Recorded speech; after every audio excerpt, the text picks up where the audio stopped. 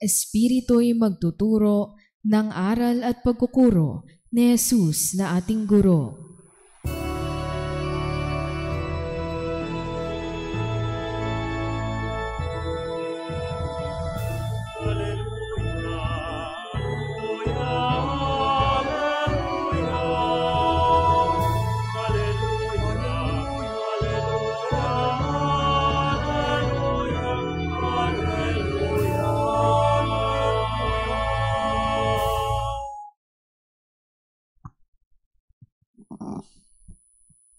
Sumainyo ang Panginoon. At sumaiyo rin. Ang mabuting balita ng Panginoon ayon kay San Juan. Papuri sa iyo, Panginoon.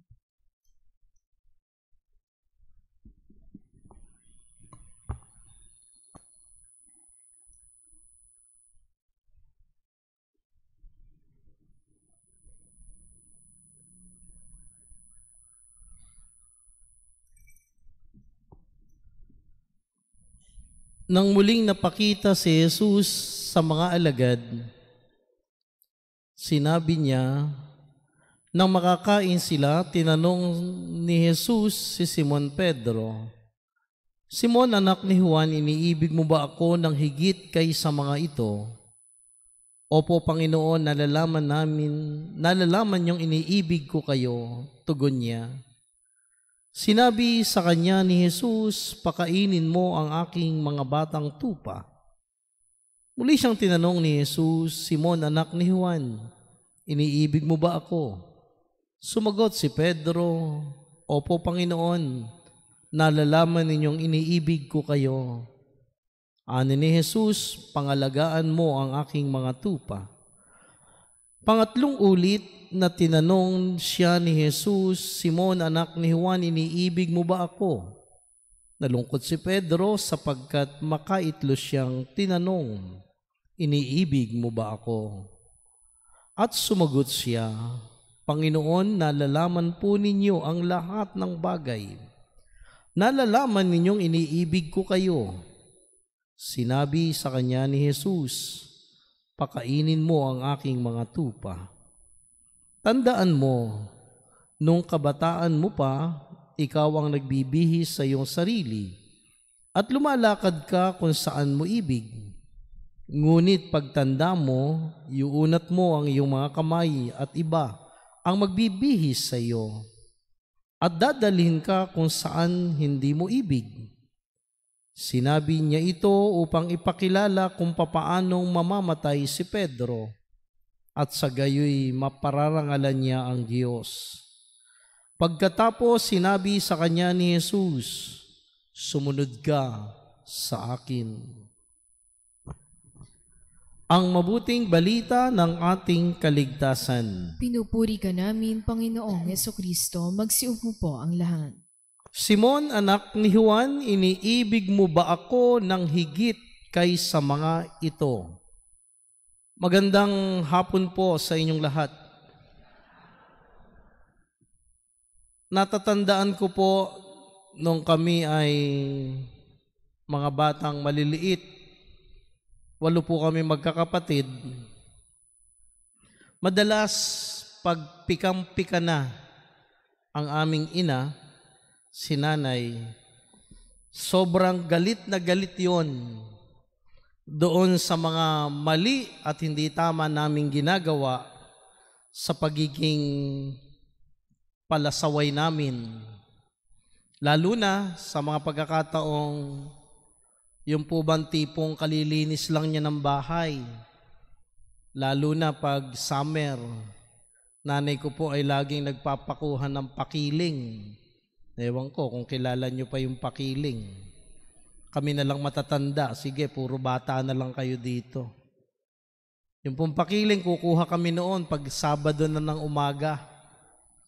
Tutulungan namin mag-isis ng hagdan ng ano po ba itong sahig ng bahay, yung aming ina.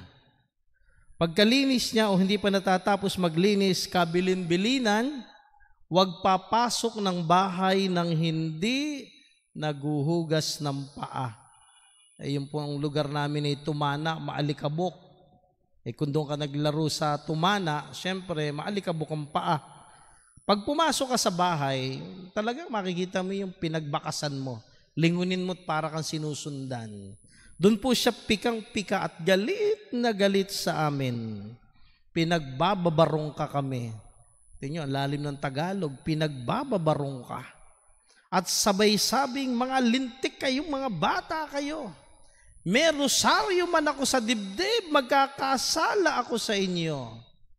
Alam po ninyo yung simpleng paulit-ulit niyang sinasabi doon sa pagiging katigasan ng aming ulo sa mga maling ginagawa na sinasabi niya laging, may rosaryo man ako sa dibdib, magkakasala ako sa inyo. At tumanim po sa isip ko yon hanggang sa ako'y naging pari. At ang napalit kong dasal doon sa umaalingaw-ngaw na sinasabi ni inay na may rosaryo man ako sa dibdib, magkakasala ako sa inyo. Alam po ninyo, pinractice ko po yon mula nung ako'y naging pari. Lagi kong sinasabi, Panginoon, para mo ng awa. Lord, para mo ng awa. Tulungan mo akong mahalin ka sa mga taong nakakasalamuha ko, sa mga taong nakikita ko, sa mga taong kasama ko. Turuan mo po akong mahalin ka sa pamamagitan nila. Dala-dala ko po yon magpahanggang ngayon.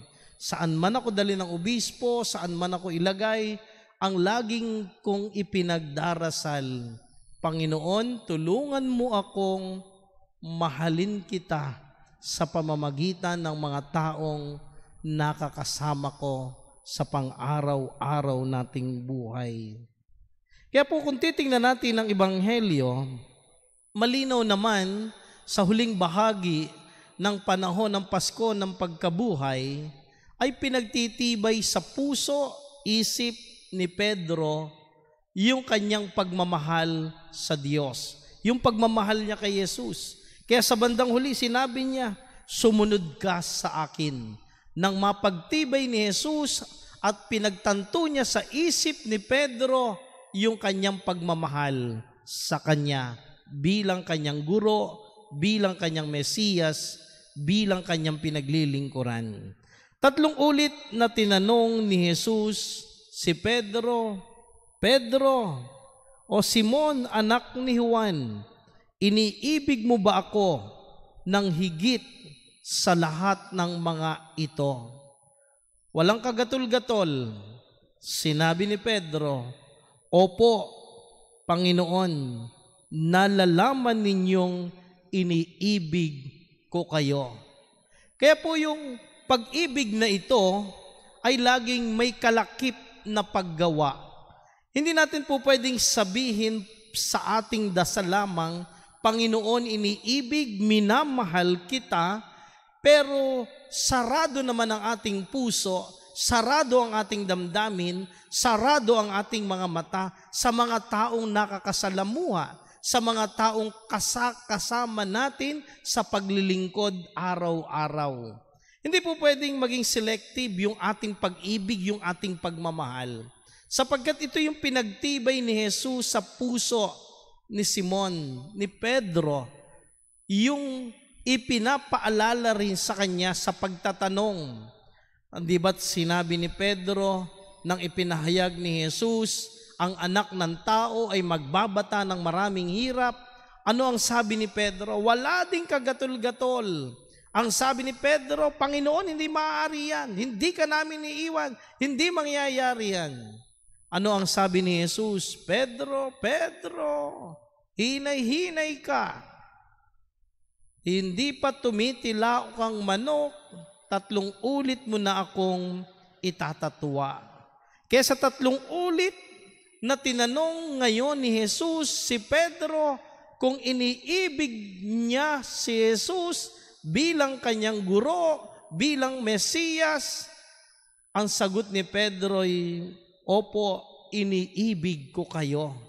At ang tugon ni Jesus ay tinugon ni Pedro ng pag-ibig at pagmamahal niya kay Jesus, kalakip ay paggawa. Alagaan, pakainin mo ang aking mga tupa. Kaya po ito yung pag-ibig na dapat mayroon sa atin.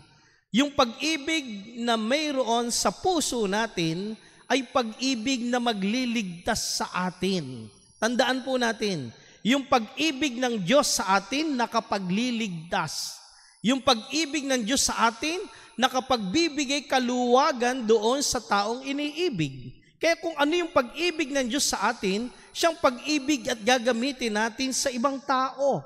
Kaya kung sasabihin mo na iniibig mo siya, na wala ka namang pakialam, wala ka namang manhid ka sa nangyayari at bulag at bingi ka sa mga pangyayari, kaganapan sa iyong kapaligiran, sa mga taong nakakasalamuha, sa mga taong kasama mo sa trabaho, sa mga taong kasama mo pa sa paglilingkod.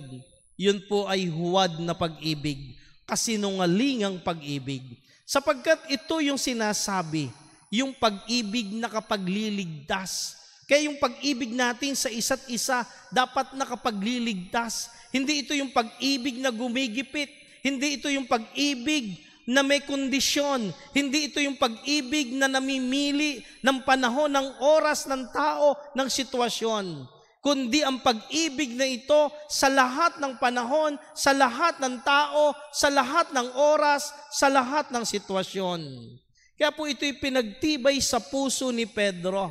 At dito tunay at naging ganap yung pag-ibig ni Pedro sa pagbibigay pagkakataon ni Jesus na ipahayag niya ang kanyang pag-ibig sa Mesiyas, sa guro. At ang pag-ibig na ito nilakipan ni Jesus ng paggawa. Kaya po yung pag-ibig nakapagliligtas dahil yung pag-ibig ay gumagawa doon sa taong kanyang iniibig. Gumagawa ng mabuti. At pangatlong bagay na makita natin kung anong uri ng pag-ibig dapat mayroon tayo, pag-ibig na nagmumula lamang sa Diyos.